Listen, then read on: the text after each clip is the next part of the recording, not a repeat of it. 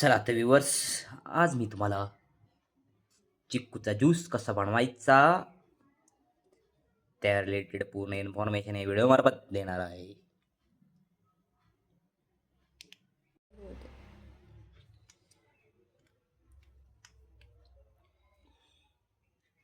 चिक्कूच्या आतील भाग पूर्णपणे व्यवस्थित काढून आपल्या मिक्सरच्या भांड्यामध्ये टाकून घ्यावे.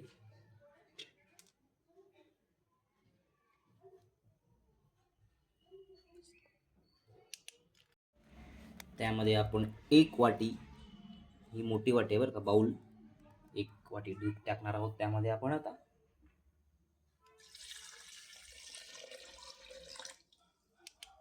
त्यामध्ये साखर टाकून घेणार आहोत. चवीनुसार साखर आपण त्यामध्ये टाकणार आहोत.